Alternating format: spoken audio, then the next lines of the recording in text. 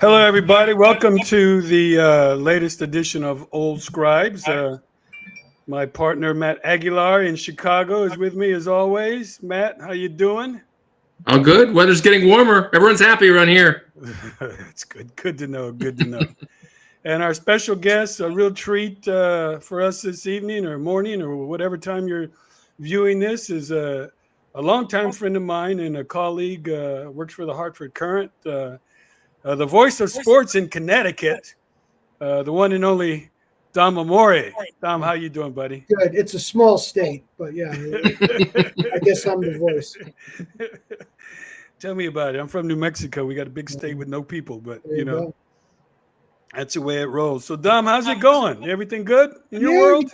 everything's good. Everything's good here in Connecticut. March is favorite time of year in this state. A lot going on at all levels of college basketball here. So yeah, it's a fun time. Mm-hmm. Well, let's get to it. UConn is going for the three-peat, but nobody's really talking about them possibly accomplishing that. What do you think of their season, and what do you think of their chances? Well, I think their season is not unlike any other defending champion or even other two-time champions. It's not easy to do it 3 years in a row, and particularly in this era when you really have to put a whole new team together every year. It isn't a pipeline thing like John Wooden had all those years ago. I think if you're realistic about those expectations, 23-10 season and back to the tournament is pretty good. Since the Wooden era, only Duke and now UConn have gone back to the tournament the year after winning two in a row. I saw that stat the other day that Krzyzewski and Hurley are the only coaches to go back to the tournament the third year after winning back-to-back. I mean, so it has not been by any stretch a terrible season, but with so much talk of a three-peat going in, which Dan Hurley obviously fed, it raised expectations unreasonably high. And from that standpoint, it's been somewhat disappointing. But, you really can't be disappointed with 23-10 and a chance to scare somebody in this tournament. Mm-hmm. Yeah, it looks like the Huskies play Oklahoma. Huskies are an 8th seed going against Oklahoma with 20-13 in Raleigh, North Carolina. So, I mean, you never know. It's the tournament, and you get on a couple of runs, and you start playing better than maybe you played in the regular season, and good things can happen. What did you think of Hurley's performance this year as a coach? Well, I don't think he did as good a job. I mean, obviously, he did not do as good a job of putting a roster together as he has the last couple of years. I think some of his portal, or at least one in particular, Aiden Mahaney, his portal pickups did not hit the way they did the last couple of years. I think he had a couple of misses there. And he left them short in a couple of areas. And I think his philosophy of recruiting offensive players and trying to make them into defensive players has worked in the past. Hasn't worked quite as well this year because they're not anywhere near a Hurley type of defensive team. But, as far as I think he's made some adjustments along the way. He might have made some of them a little bit sooner than he did. But I think by and large, I don't think his coaching reputation should take much of a hit, whatever happens Friday. I mean, what he's done already, and to get back again, he's got a big recruiting class coming in next year. I don't think he did quite as good a job of constructing this roster as he has the last couple of years. Dom, what were your expectations coming into this season? Are you surprised by this, or are you about what you? This was about it. I mean, I thought they would be a good team again. I thought they would be a contending team again, but I didn't think they would be have the kind of dominance that they had last year. I think it was, so many things have to go right to win. I always use this analogy, Matt. Who would have dreamed, if you're our age, in 1975, that UCLA would only win one in the next 50 years? Right? I mean, you thought they were going to win every year. Right. Who would have dreamed in 1987 that Indiana wouldn't win again for decades and decades? You could do everything right and be a blue blood program, and UConn may not win another championship in our lifetime just because they've won the last 2 or they've won 6. So you can't go into a season with the championship or bust attitude. It's just not. Maybe you can't even do that on the women's side anymore. You used to be able to do that not too long ago, but you can't. It's too many things have to go right. So my expectations were that they would be a good contending team, that possibly they could be a Sweet 16 team, and they still could. So we'll see. What do you expect them to do against Oklahoma? Well, the history with UConn, particularly the year before last, and I think somewhat this year, is that they play better outside the Big East. That where a little bit more freedom of movement is allowed. The games are the games are not quite as physical as they are in the Big East. That plays to their strengths. And you remember a couple of years ago, they lost 6 out of 8 at one point during the Big East season, but they didn't lose a game anywhere to anybody outside the Big East. Last year they lost to Kansas by 2, and that's the only game they lost outside the Big East. Here they had that nightmare in Hawaii, but once they got back, they quickly rattled off 3 big non-conference wins. So they do tend to look better outside of the Big East, and I wouldn't be surprised if that plays in along with their reputation. I mean, let's face it, whatever they've done this year, whatever they may look like on film, you don't want to see UConn in your bracket right now until they're done.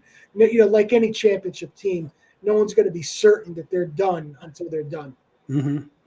Well, yeah, I'd just like to remind people of the last team that was able to defeat UConn in the double NCAA tournament was New Mexico State University. So that's right. That's why I like to see UConn win again, so I can say that again next year. But I don't think Dan's ever recovered from that. By the way, still.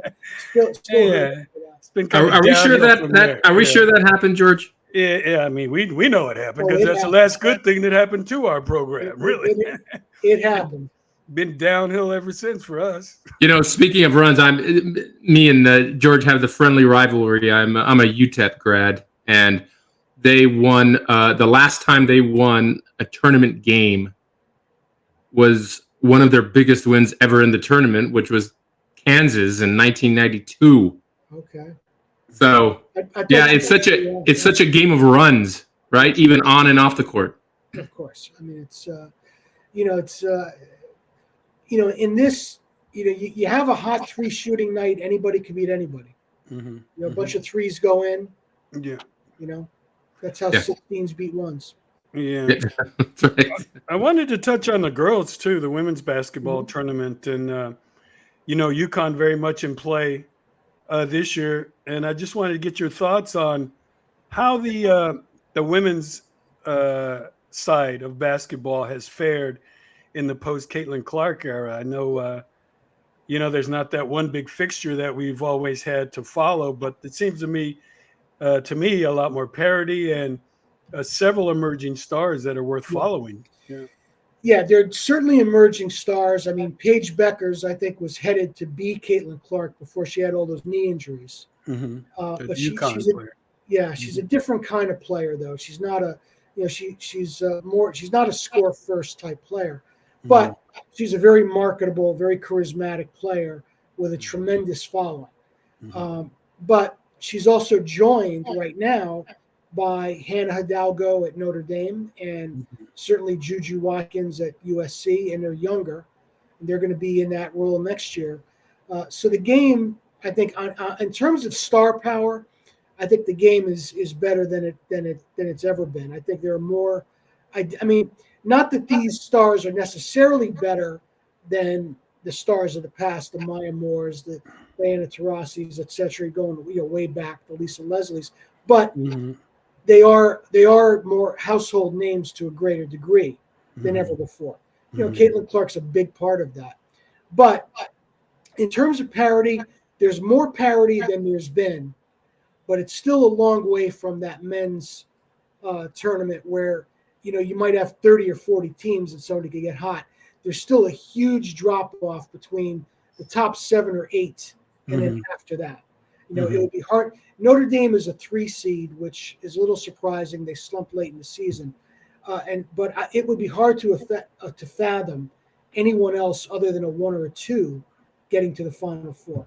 Maybe Notre Dame gets there as a 3, but I mean, there's still that you still only have 8 or 9 teams that are really championship contenders until somebody breaks that mold and makes that run.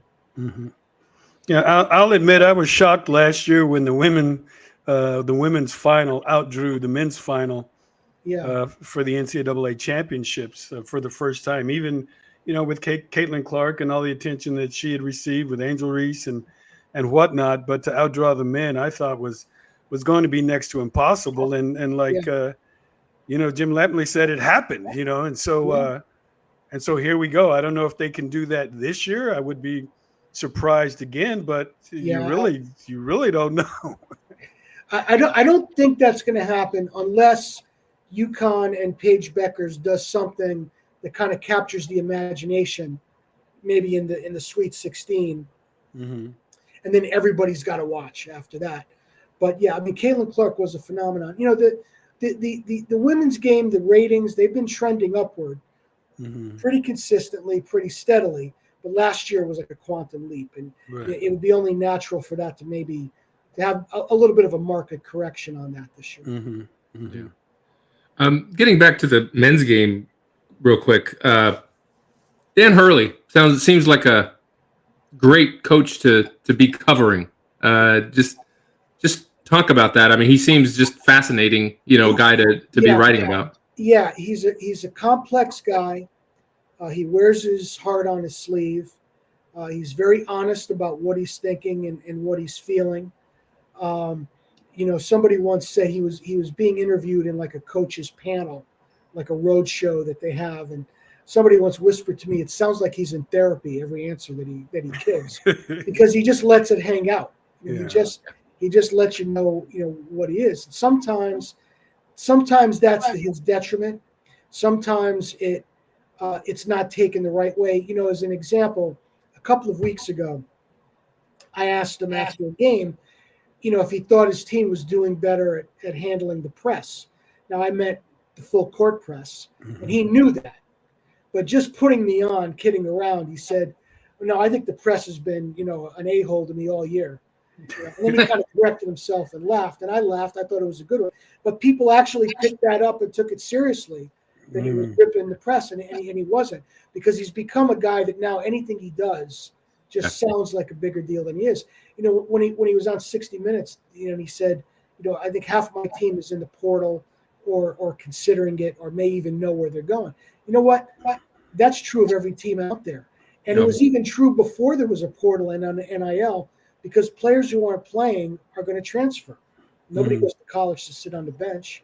So, but yet that became a big headline because he's reached that point where everyone's looking for him for the next Dan Hurley thing. And I think they're probably going a little bit overboard.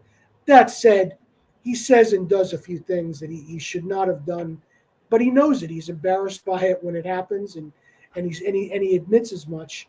He is. But to get to your original point, Matt, yeah, it's a lot of fun covering him. I would as a beat writer, I would take him over a lot of guys that you could be covering.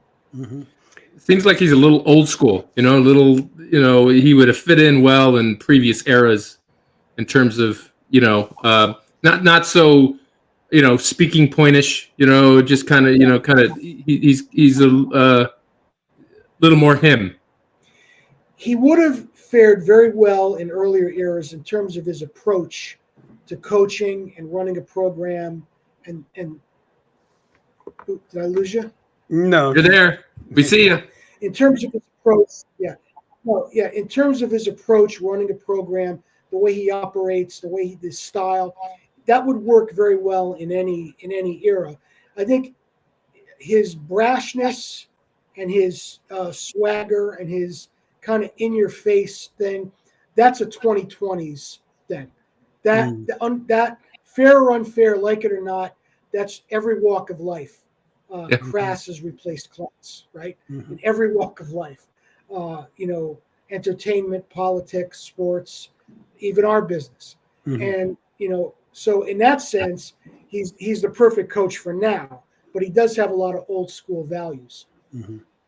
How do you think he would have fared if he'd have taken the Lakers job? And were you surprised he didn't? You were surprised he stayed, or No, what did you feel about I thought he was going to stay. Mhm. Everybody in Connecticut thought I was crazy when I said at the beginning that I thought he was going to stay, but I Mhm. did for a couple of reasons, and one of which we've kind of touched upon. He's very conscious and cares a great deal about what people think of him, Mhm. and the idea that of him bringing players in, getting players to return, getting players like Caravan not to go into the draft, and then pulling the plug in the middle of June and going to the Lakers. He knows what people would have thought of that, and that would have crushed him.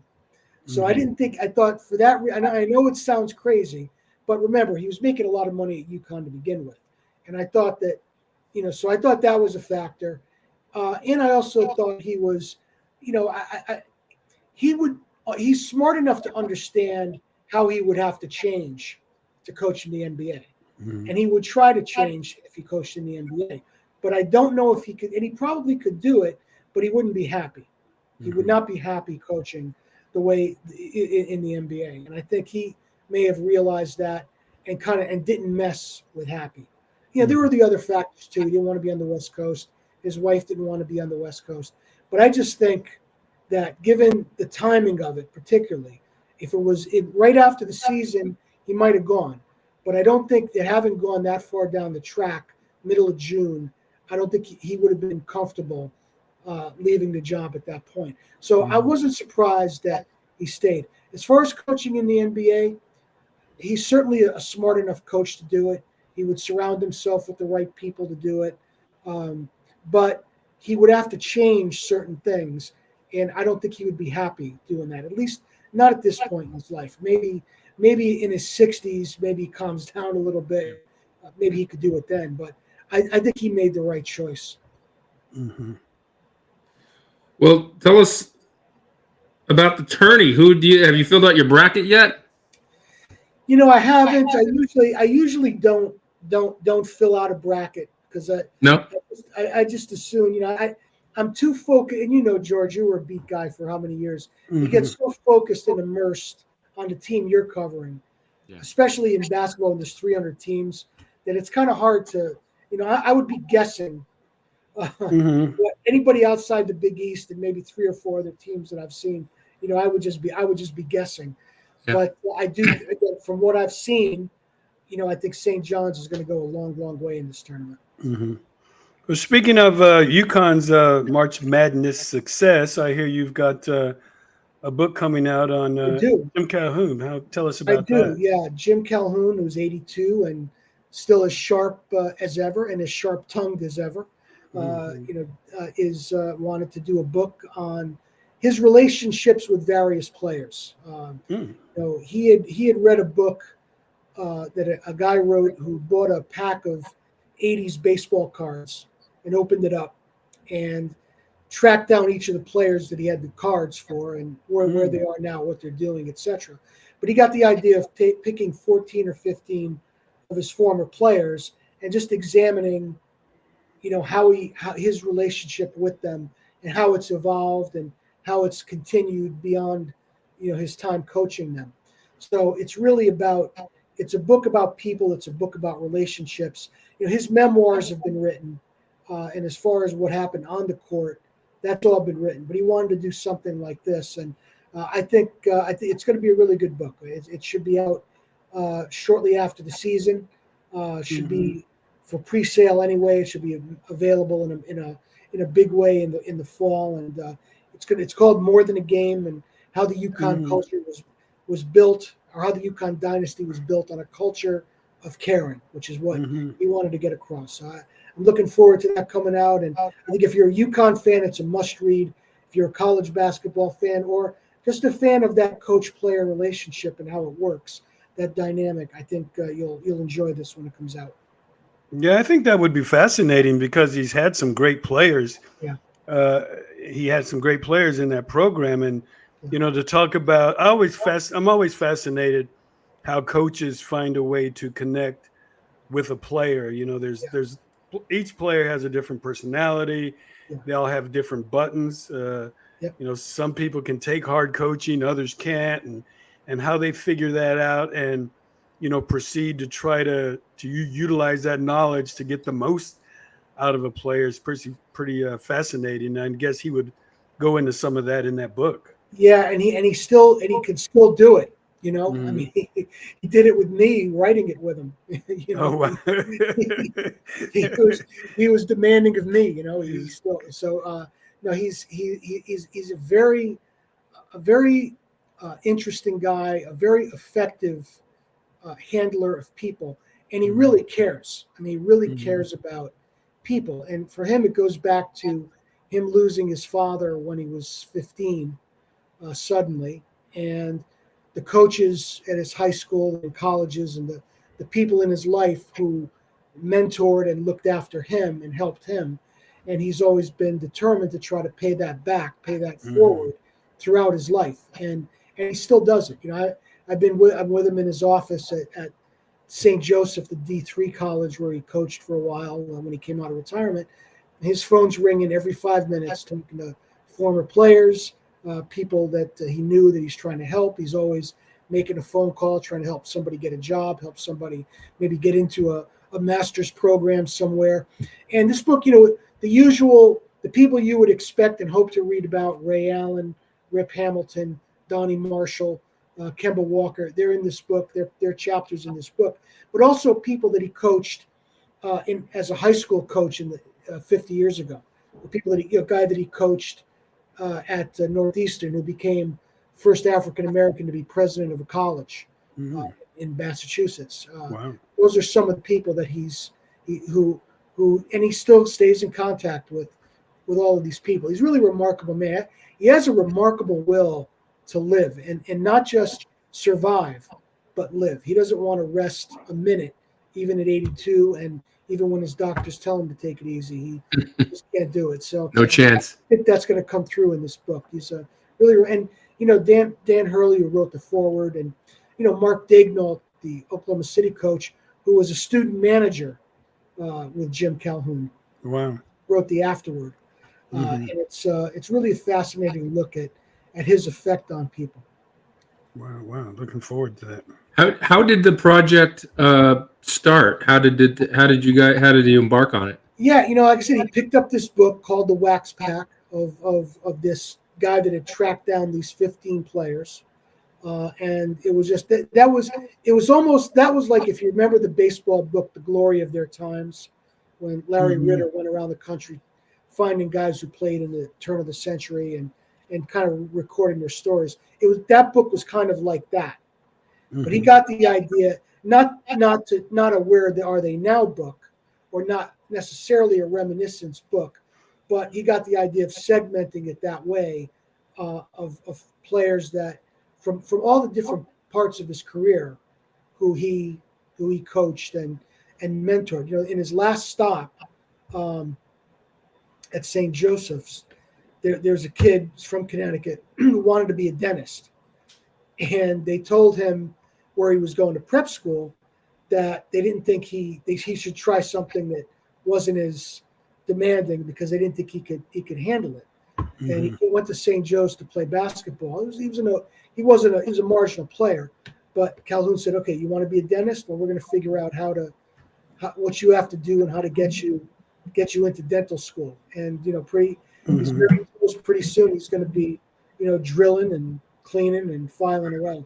He's Wow. very close to being a dentist. So that's it's not just a basketball book. I mean, obviously, his relationships with different players, Caron Butler, are stories that some of which are well known, some are not.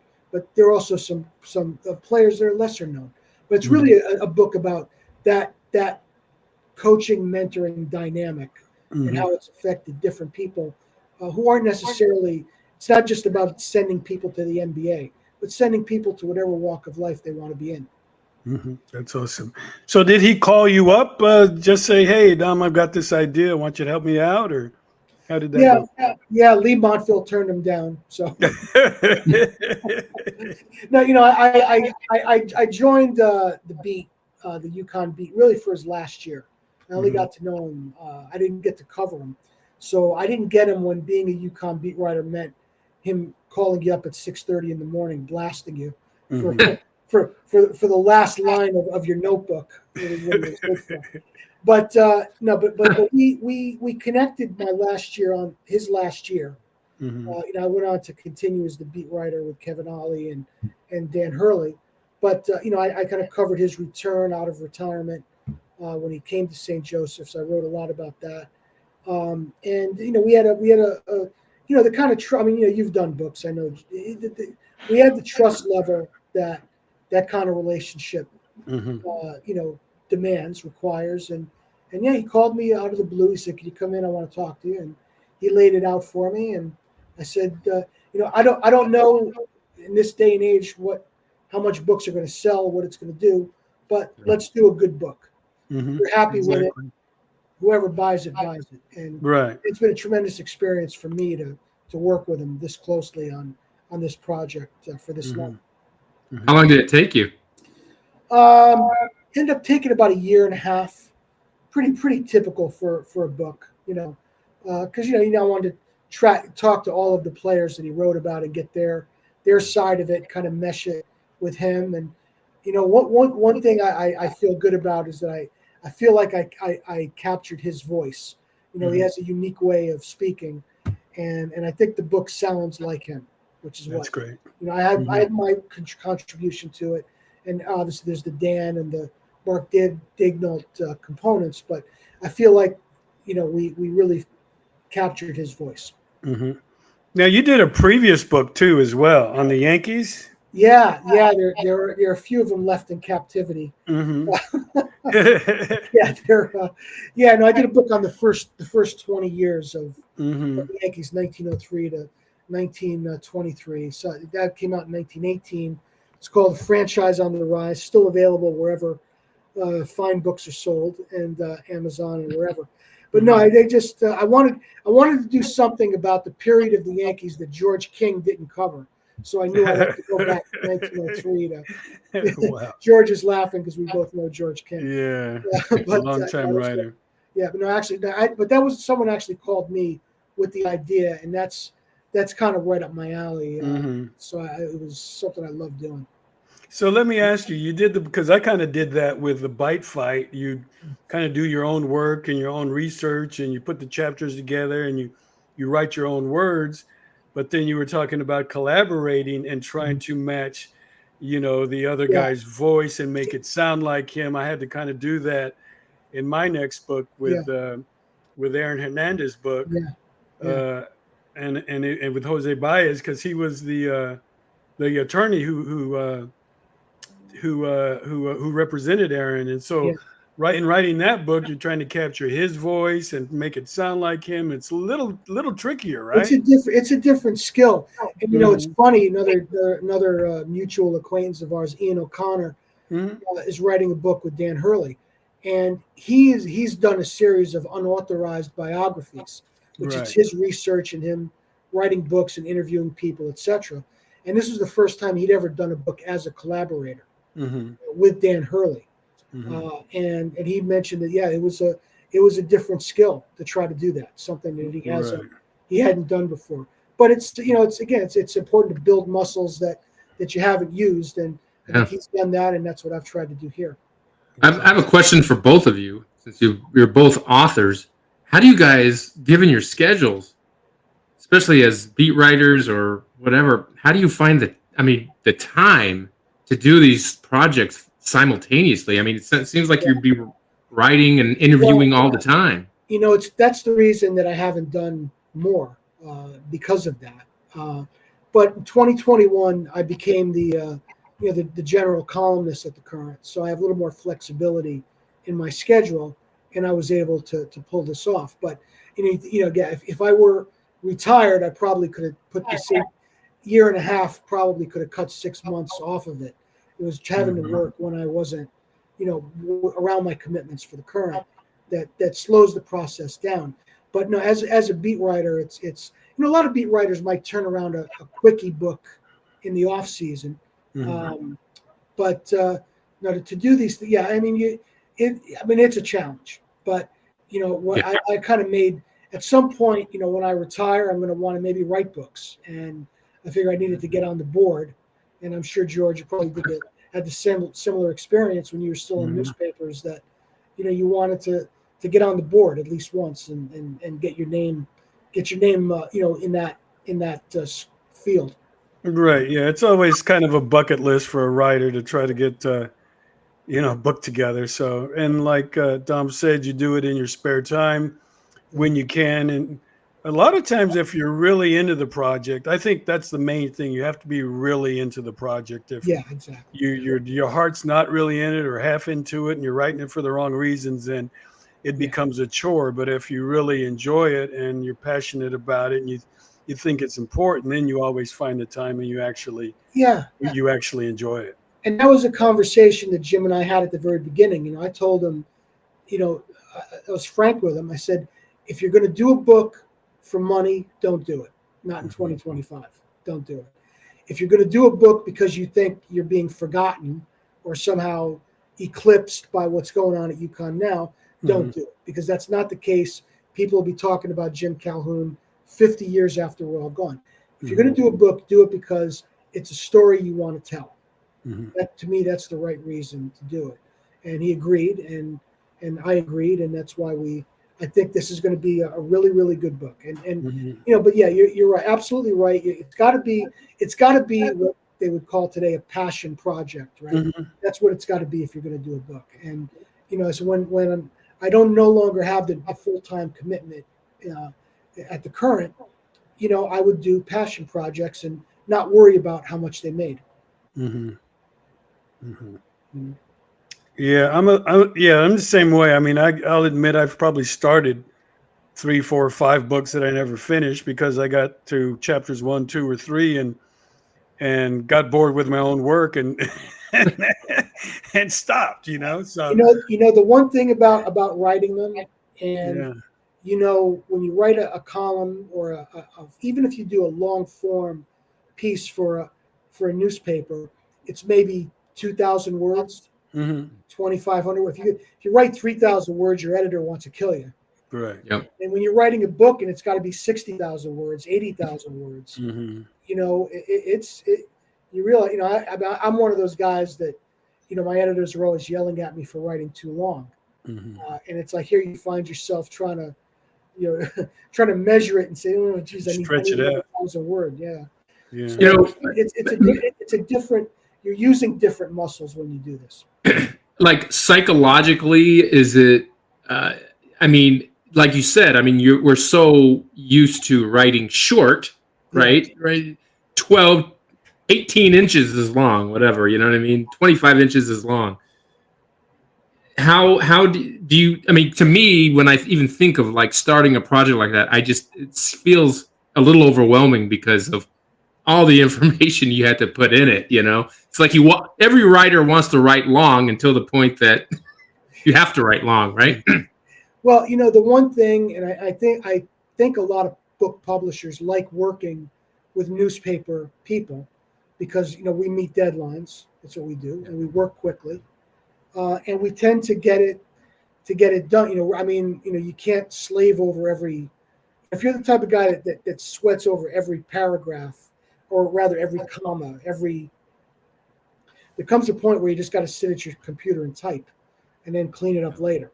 And newspaper people, that's what we do. We're good at that. And that's, but yeah, if you think about the whole, the one thing that's always been kind of changed my out was being a baseball beat writer. If you start in spring training and you look at the schedule and all the traveling that's ahead of you and all the games that are ahead of you, you'll be exhausted just looking at it. Yeah. But you got to take it literally one day at a time, one trip at a time. Enjoy the city that you're in. Enjoy the game that you're at. Enjoy the people that you're with. And live in the moment when you cover baseball. And writing a book kind of is, if you think about, oh my God, how am I going to get to 80,000 words? yeah, you'll never get there. But one chapter at a time. One you put it down, do a little, stop, write something, stop. Wait till you get the inspiration, and then get on a roll. You get it done. You get through it. Yeah. You're right. My approach has always been, or what I've used, is to map out the chapters. Whether you're doing 12 chapters or 15, and view those as individual stories. Yes.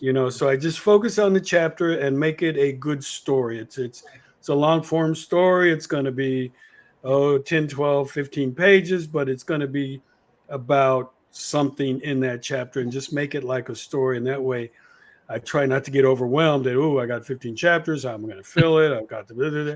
So if I find I focus on just each chapter, it's far less overwhelming. That's the way to do it. And a lot of people, including me, read books that way.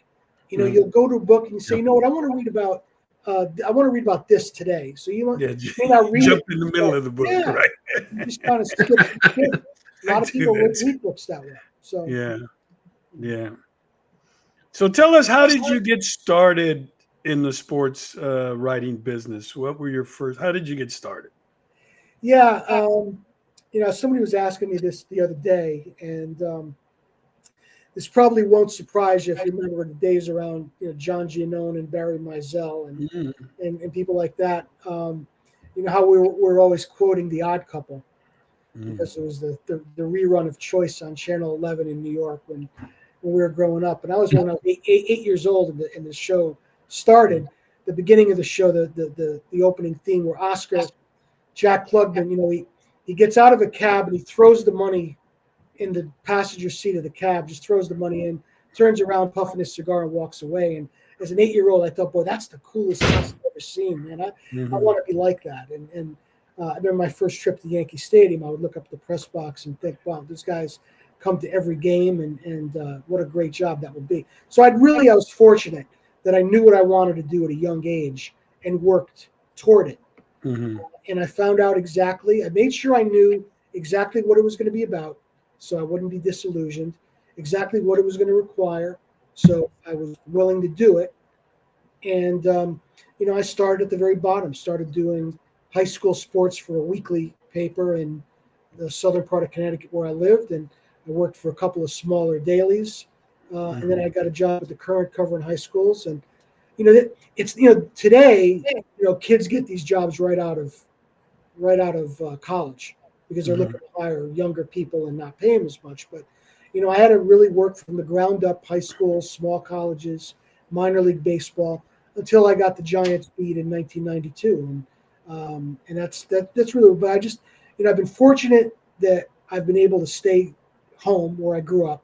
Never lived more than a few miles from where I grew up. Of course, I've traveled all over the country for the job, but I've been able to do it in my home state for writing for an audience that I know, because I grew up among this audience. I know the difference between a Yankee fan in Connecticut and a Yankee fan in New York. They're different audiences. And I was always able to adapt to that.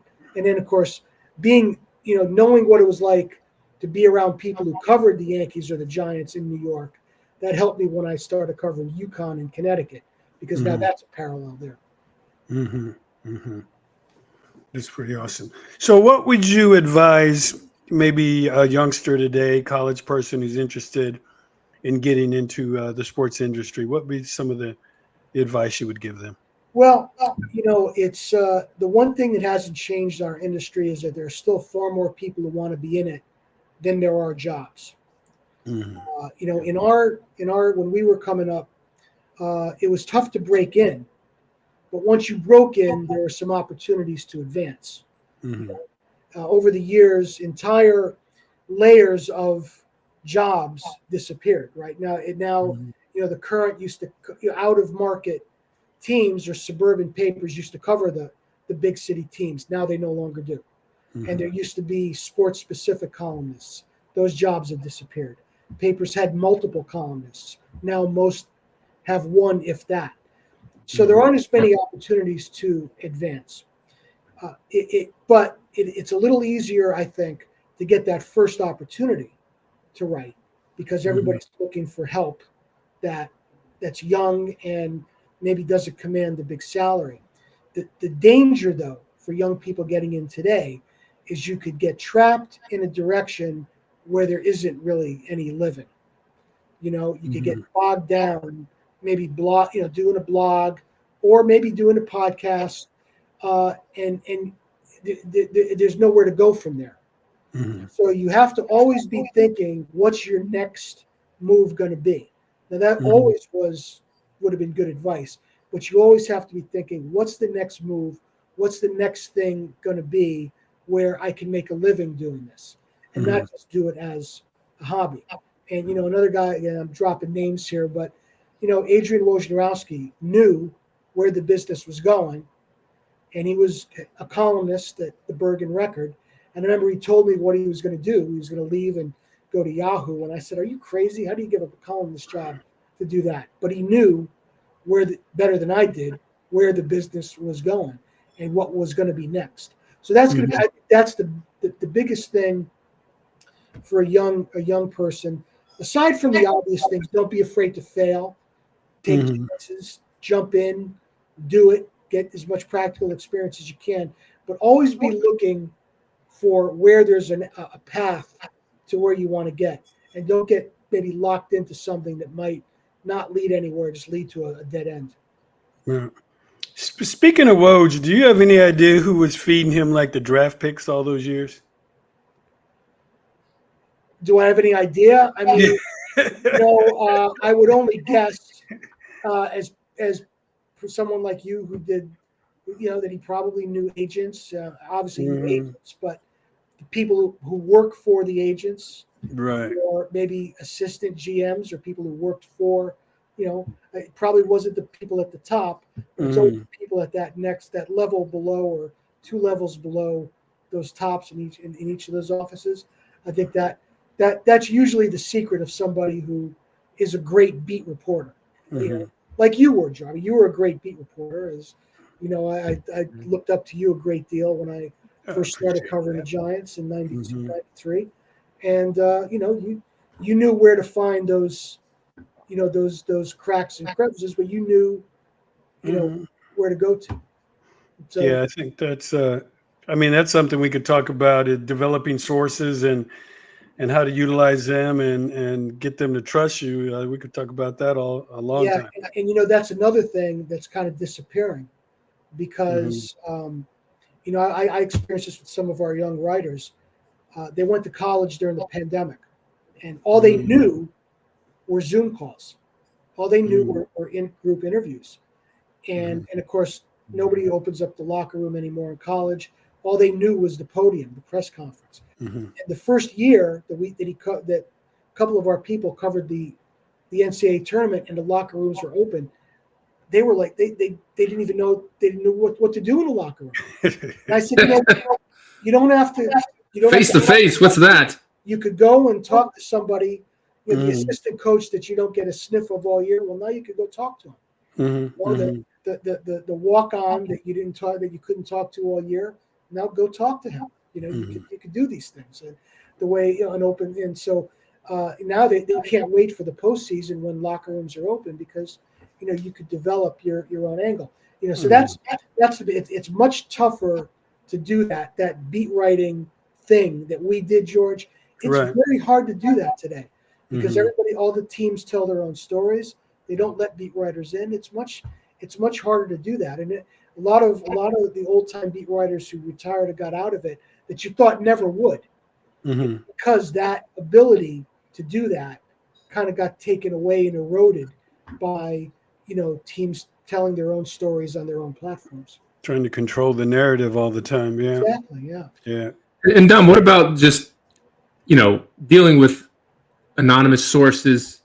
A lot of the now it seems like they don't even have to name the sources. Old school newspapers, do, but the kind of new age journalism is like just slap a breaking on there, and they don't have to like name the sources. I mean, that's almost impossible to get a breaking story under those circumstances. I've always thought that there are three elements to using anonymous sources. The first one is, which most newspapers require, you have to have multiple people confirming it. So it can't be, it's not going to be just one source, unless it's like the person involved, right? But otherwise, if you're getting something from, a lower level employee, you got to run that by one or two other people and confirm it. Two, of course, your bosses up the chain of command have to know who your source is, because if there's a question later, they have to be able to back you. They've got to be able to say, I know where we got this from, and we stand by him. And then the third thing, you have to be in a position where people know that you have real sources, right? Now, who's the most famous anonymous source of all time? Deep Throat. Deep Throat, right? Now, for 40, 50 years, we didn't know who that was. When it was finally revealed, it was number 2 guy in the FBI. Well, you knew that Woodward and Bernstein knew people like that, that it was somebody like that. They weren't getting it from a bartender at the Willard Hotel. Right. So, but what happens is people who are in the business as, I don't want to say hobbyists or amateurs, but people who do this who aren't accountable to editors or whatever, like we were, aren't accountable to the people they cover the way we were, because we'd have to show up. They think that, they just make stuff up. They just make something up, say they have an anonymous source and throw it out there. That's what they think people like us do. So that's what they do. That's what they do. People say, you'll see something on social media. According to I have a source, or my source said this. And I'm like, what source could you possibly have? That if you had sources like that, you wouldn't be working for a paper making a whole lot of money.